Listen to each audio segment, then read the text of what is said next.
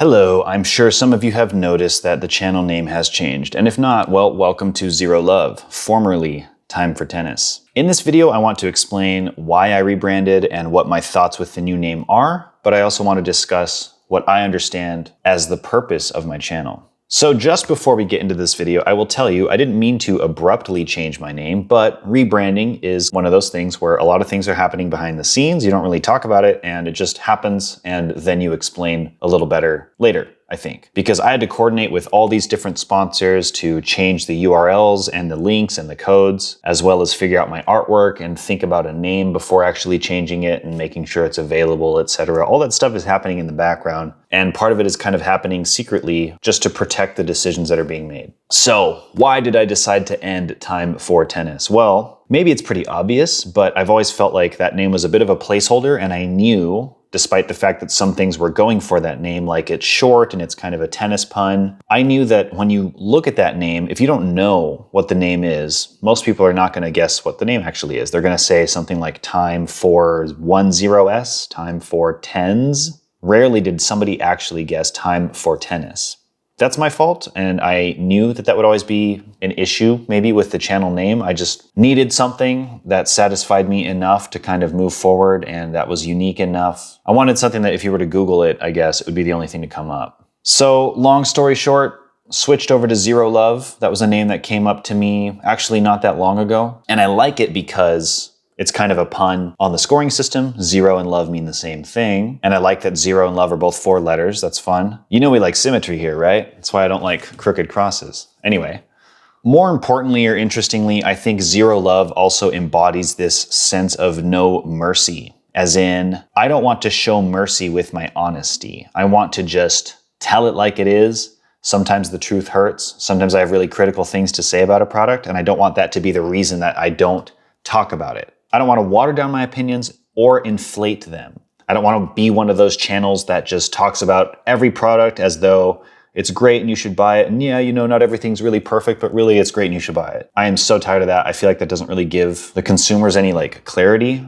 I have some very strong opinions over here. So I think it's important that I'm honest about that, but I also think that it's important that I separate myself from my opinions and understand that those are my opinions, but also objectively observe who this product might be best for. Point being, while not every detail may be my favorite thing, it may be very good for somebody else. And I think somebody who's good at this kind of work, if you will, has a good sense for such things. That being said, I also don't want to be one of those channels that mercilessly bashes a product, almost as a way to fake looking honest, right? I can actually think of a couple channels like that. And that is not my goal here. I just want to tell it like it is, and I want to be honest about my observations. And I think with some of my more obsessive and detail-oriented tendencies, I might make some observations that most people wouldn't, and whether or not that's appreciated is fine. So with that said, let's jump into what the purpose of this channel is, which is something I've come to understand better the longer that I've done this. This channel was purely born out of passion. I was literally just playing all the time, and a common theme before I started my channel was looking for strings that offered better snapback.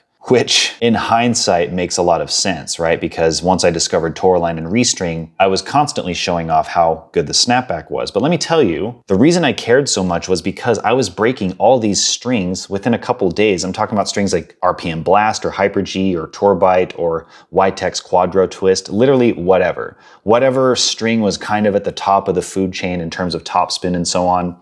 All of those would break within a couple of hitting sessions. And now before, if you happen to fall into the category of people who think that shouldn't be the case, that might say things like, maybe your string job is wrong or you need to get a thicker gauge string. You need to understand that a lot of people that hit from a 4-5 level and up with a good amount of topspin and play often are so likely to break strings within a couple of hitting sessions. It's really not that unusual. It's just not. And that's if you're playing with a polyester string that's supposed to be spin friendly. It's really not that unusual. Play style might be a better indicator of how often you'll break strings. I think flatter hitting players, even if they hit the absolute heck out of the ball, they're just not seesawing the strings as much. It's really that string on string friction that breaks the strings so quickly. 2 people that hit equally hard, the person who's hitting with more topspin is going to break the strings a lot faster. And I just happen to be a heavy topspin hitting player. breaking strings so often. Obviously, I wanted something better. I went down the path of like looking for denser string patterns. That's why I've done so many videos about like string spacing side to side as well. I was on a journey to find a string that was more durable, but I knew the whole time, if there's a string out there that just had better snapback, you could get better topspin and way more durability. Why is there no string out there doing that? I feel like I searched virtually every string out there touted as something that has good snapback. But what are people's references for good snapback? Hyper-G, RPM Blast. This is in a time before Toraline or Restring were really relevant or even on the market at all. Point being that once I found those strings and saw for myself this string that I was hoping existed all this time, I was genuinely mind blown and so enthusiastic, enthralled, etc. So all this enthusiasm you see coming from this channel about snapback and so on, that is 100% authentic. That is coming from years of looking, years of being so tired of breaking strings so quickly, and finally finding something that answered my prayers, so to speak. And to this day, really nobody comes close to Restring Zero and several strings from the Toraline lineup, like nobody. And it was through showing this snapback time and time again that I've been able to feel a market shift in what people look for in a string. Way more people have gotten Toraline and Restring in part due to the details that I am showing on my channel. Like when I grab a string and I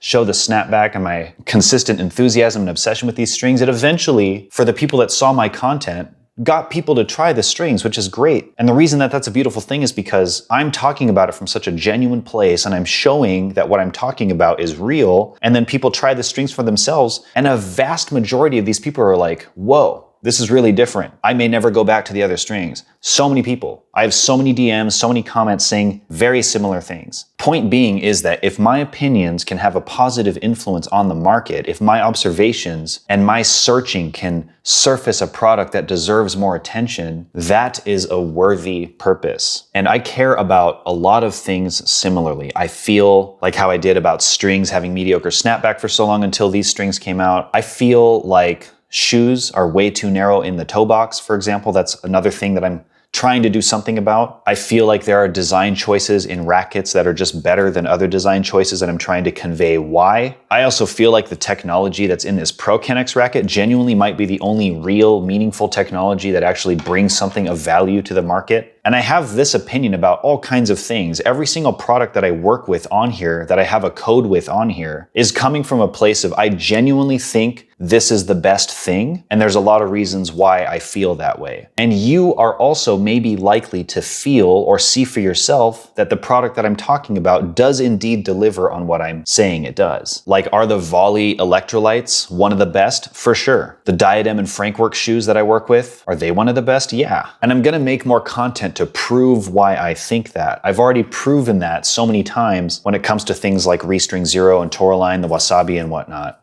They have a lot more strings now that I might even like better, but at the time they served as an example of something that was finally closer to what I envisioned all along. So if what I envision to be better is actually better, and I can help create a product or help surface a product that deserves more attention and also cultivate an audience that can support that product and wants to use that product, I think that's a beautiful thing. That is ultimately what I would love to do with this channel. And this really isn't about me trying to validate my ideas. It's really about me trying to align myself with what's actually best and do what I can to realize that. And I want to do that for shoes. I want to do that for strings, for rackets, for headbands. There's a lot of products out there that I'm very passionate about, and a lot of that overlaps with tennis. I have a clothing brand, for example, that aims to answer some of these questions. If I manufacture a shoe, it's going to be through that. I'm working on a headband that I think is genuinely maybe one of the best headbands ever made. And if I didn't feel that way about what I was talking about or making, I probably just wouldn't do it, because what's the point? What's the value in just having another product out there that's interchangeable with something else? I don't have any fire for that. I don't have any passion for that. I think, for example, the Titan ball machine that I work with is quite easily one of, if not the best ball machine you can buy right now. That's the only reason that I'm partnered with them. This is not a relationship where I'm just fishing around to hopefully find some ball machine company that will sponsor my little channel. I don't give a shit. If the product isn't genuinely amazing, I am not interested in telling anybody about it. Unless I'm simply telling people what I think about the product, which I do in my comparisons, right? I will not partner with a company unless I think this company is actually at the cutting edge of something that is closer to greatness, something that is actually challenging and pushing the market to do better. But that requires not only the product existing in that form, but it also requires an audience that appreciates that. And I think that's something I have been able to do clearly with the strings. And that's something I want to continue to be able to do for all kinds of products. And that is ultimately the purpose of this channel. I want to think of great products. I want to take good products and help make them better. And I want to realize them in the market. And I want there to be a market for that product to survive. Because if these products don't have enough support, they're not going to survive. Unfortunately, it doesn't matter how great it is if it's not going to survive in the market. It has to be affordable enough, right? It has to be whatever's marketable, right? Sometimes people just buy things because some popular person of note is using it. And that brings a lot of viability to the product just because people want it. Now suddenly that's a viable product whether or not it's great. I mean, think about how many people are out there buying Yeezy shoes. Those shoes are terrible. I think they're absolutely hideous. I think they're also really bad for your feet, and there's no reason that the cost is justified for the end product that you're getting, unless the goal is some kind of like social status flex or something. That's not really what I'm about here. But what I'm trying to say is that it's not easy to bring a great product to market and also have it survive. It's just not. So if I can help increase the odds in some way of a product being great and also surviving, awesome. I'm there. That's what I want to do. And coming from a place of passion like I do, with the amount of obsession and detail-orientedness that I have on my channel, I do receive a fair amount of criticism. And I've come to realize this about the culture in general. This isn't just tennis, but this is like just human nature, is that people are inherently resistant to change. And while that might be something that you feel is worth being cynical about, think about it this way. It's actually better if most people are resistant to change, because what's worked in the past is likely to work again, now or in the future. It is the safest bet you could make to do what has worked, in other words. It is very risky to do anything else. Anything that deviates from the thing that worked. What are the odds that that thing is actually going to work better? What are the odds? If we lived in a culture where every single innovation attempt was embraced and adopted by the masses, can you imagine how chaotic that would be? Because a lot of ideas are bad. A lot of ideas fail at some point. A truly innovative product needs to have success in the market. And so my point is, without getting into the theory of evolutionary biology too much, I'm trying to say that it makes sense that people are resistant to change. And that is a kind of friction that I will probably always be up against as someone who wants to see things be better. Because in my world, I am constantly unsatisfied with how much better something could be. I look at a product and I recognize it for what it is and how good it is at what it is, but I often find some area where it's like, okay, this could obviously be better. And this could obviously be better in a way that's not even hard to make better. It could literally just like do this a little bit differently and it would immediately just be better. And I see that kind of thing all the time. And it drives me insane. And so some people might look at me and see how miserable I am at how mediocre everything is. Tell me something along the lines of like, well, if you just didn't pay attention to that stuff, you'd be happier. Or even if you didn't care so much about parallel drilling and small grommets, you wouldn't be wasting your time looking for a racket. You could just play tennis and just focus on your tennis because it's the player, not the racket. And I am very different from these people in the sense that I do not adopt the mindset of what isn't broken, don't fix. That's not me. It's not me. So when people tell me if I just cared less about this, it wouldn't bother me so much, that is the most circular logic. It's literally also telling me that if you were a different person, you would feel differently about that thing. So why aren't you a different person, essentially, right? Well, I'm sorry to break it to you, but I focus on how things could be better. And I see now that that is actually a very valuable trait. If it weren't for people that were driven to make things better, how would things get better? If everybody in there was just of the mindset of don't fix what isn't broken, nothing would be innovative. It takes a person to see the things and have the drive, wherever it comes from, to make things better, to actually move things forward. That's the reality. And it's not an easy path because there's so much friction. It's so much easier to just not change. It's so much easier to just do what's always worked. It's so much easier to just not think about how things could be better and just work with whatever you got. But that's not me. And that's not what this channel is. And that is something I have come to realize the longer I've had this channel. And as I've had this channel, I feel the value of being that way. Like I said, a lot of people have tried Restring and Tourmaline because of my content, because of my passion, because of my observations and my ability